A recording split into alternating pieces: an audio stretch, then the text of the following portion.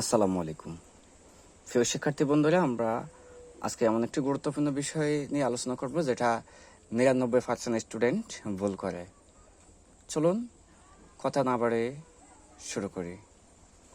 প্রিয় শিক্ষার্থী বন্ধুরা, আমরা আজকে আলোচনা করছি দুটি নাউন পাশাপাশি থাকলে প্রথম নাউনটি কোন পার্ট অফ স্পিচ হয় এবং শেষের নামটি কোন পার্ট অফ স্পিচ হয়।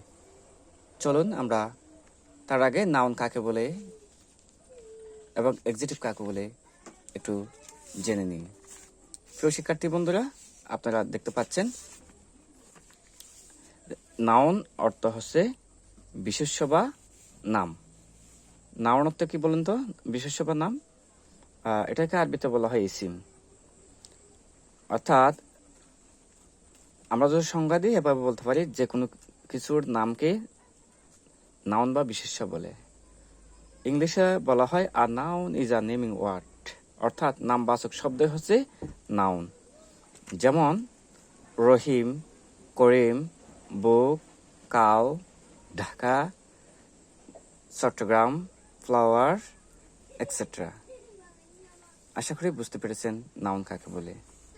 এরপরে আমরা জানব এক্সিটিভ কাকে বলে। প্রিয় বন্ধুরা, এক্সিটিভ অর্থ হচ্ছে বিশেষণ, এটাকে আরবিতে সিফাত বলে। অর্থাৎ যে ওয়ার্ড দ্বারা নাউন এর দোষ, গুণ, অবস্থা, সংখ্যা, পরিমাণ বোঝায় তাকে এক্সিটিভ বা বিশেষণ বলে। আবার রিপিট করছি, যে ওয়ার্ড দ্বারা নাউন এর দোষ, গুণ, অবস্থা, সংখ্যা ও পরিমাণ বোঝায় তাকে এক্সিটিভ বলে। এটাকে আরবিতে সিফাত বলা হয়। যেমন গুড, বিউটিফুল, টল, স্মল, নাইস, বিগ, এটসেট্রা।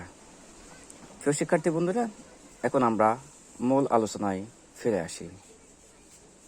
প্রিয় ভাই বোনেরা, আমরা বলেছিলাম দুটি নাউন পাশাপাশি থাকলে প্রথম নাউনটি এক্সিটিভ হয় এবং শেষের নামটি নাউন হয়। যেমন ঢাকা ইউনিভার্সিটি। নিশ্চয় আপনারা জানেন যে ঢাকা একটি নাউন এবং ইউনিভার্সিটি এটাও একটি নাউন, কিন্তু এখানে দুটো নাউন একসাথে বসার কারণে ঢাকা হয়ে গেছে এক্সিটিভ এবং ইউনিভার্সিটি হয়ে গেছে নাউন। সেমলি চট্টগ্রাম কলেজ, এখানে চট্টগ্রাম এটা একটা নাম, কলেজ এটাও একটা নাউন। দুটো নাম বা নাউন পাশাপাশি বসার কারণে চট্টগ্রাম এটা হয়ে গেছে এখন এক্সিটিভ, কলেজ হয়েছে নাউন। আপনাদের কাছে প্রশ্ন, তাহলে বলুন তো এখানে জামাল একাডেমি, এখানে জামাল কোন পার্ট অফ স্পিচ হবে? প্রিয় শিক্ষার্থী বন্ধুরা, আপনাদেরকে আরো একটু ক্লিয়ার করে দিই আমি।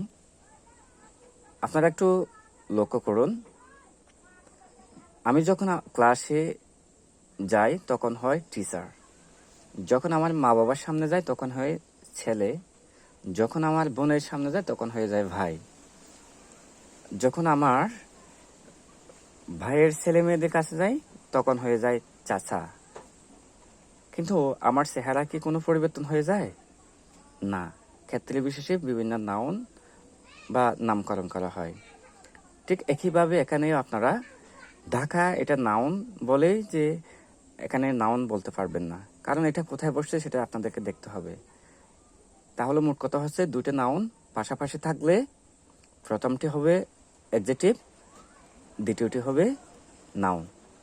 প্রিয় শিক্ষার্থী বন্ধুরা, আমাদের ক্লাস যদি ভালো লেগে থাকে তাহলে লাইক, কমেন্ট, শেয়ার ও ফলো করে আমাদের সাথে থাকবেন।